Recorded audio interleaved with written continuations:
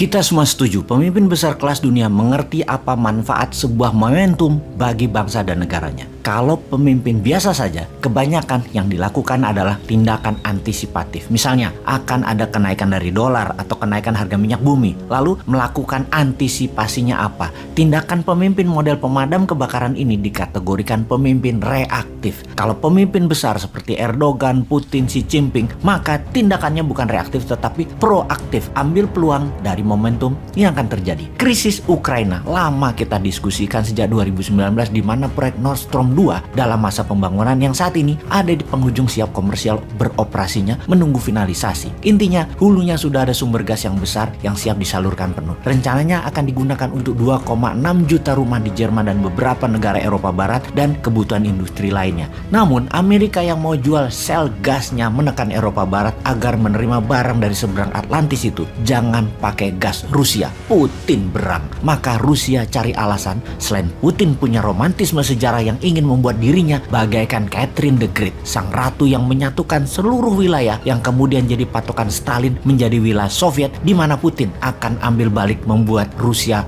baru. Alasannya Putin tidak mau NATO ada di pagar Rusia. Kalau NATO masuk, negara yang diambil NATO tersebut akan dianeksasi, diserbu dan diambil. Kembali ke Xi Jinping. Dalam masa yang cepat, Xi Jinping dan Putin baru saja menandatangani sebuah kontrak dagang senilai 118 billion dolar untuk transaksi Tiongkok beli minyak dan gasnya Rusia. Dengan tawaran tersebut, kalau gas Rusia tidak ke Eropa Barat, sebagian diambil Tiongkok. Itu jenius. Lalu apa yang Tiongkok akan lakukan? Begini, kalau mau melihat sebuah negara, jangan melihat negara tersebut dalam jangka pendek. Lihatlah kelakuan mereka selama mereka bernegara. Tiongkok dalam 70 tahun terakhir adalah Tiongkok yang sama sejak awalnya negara ini berdiri, terlepas di bawah pemimpin yang namanya Mao Zedong, Deng Xiaoping, sampai pemimpin saat ini, Xi Jinping. Sama cara melihat diri mereka sendiri atau geostrategi dan geopolitik negara mereka. Sama juga dengan cara mereka melihat dunia di luar mereka atau nation interest-nya. Selalu sama. Cara bertindaknya saja yang berbeda-beda.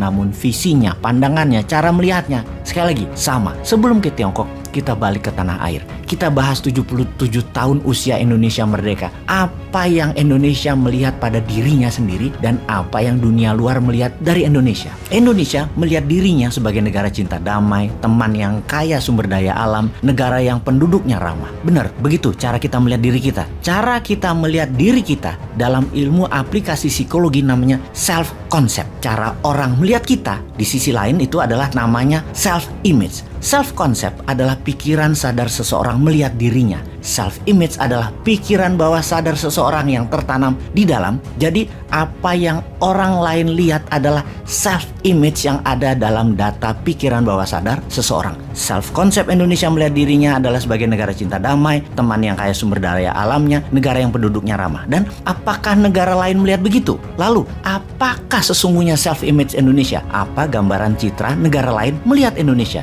Indonesia itu di buku putih Departemen Pertahanan negara tetangga seperti negara Malaysia, Singapura, Australia melihat Indonesia adalah ancaman karena Indonesia citra dirinya yang dibaca oleh mereka adalah negara agresor. Sesungguhnya bawah sadar aslinya Indonesia itu adalah negara pejuang, negara global player, pengendali atau domination country yang semua itu dimainkan dengan baik oleh Gajah Mada, Hang Tuah, Prameswara, Sriwijaya dan hingga presiden pertama kita, Soekarno. Karena itu, bagi negara yang butuh Indonesia, tidak boleh hadir lagi pemimpin Indonesia yang agresor, yang berani, yang punya jaringan internasional, yang banyak referensi berpikir dengan buku, dan dikelilingi orang cerdik pandai level dunia. Tidak boleh ada lagi. Negara dengan pemimpin besar sangat peduli dengan negaranya, akan selalu mengawasi negara yang punya sumber daya alamnya agar bisa selalu mereka kendalikan. Saat ini, tentunya pemimpin Tiongkok Xi Jinping dan siapapun pemimpin Amerika penting mengambil kendali kepatuhan Indonesia. Inilah mengapa konsep Newman yang tidak akan patuh pada Tiongkok dan Amerika ditentang banyak orang yang kena doktrin old mind.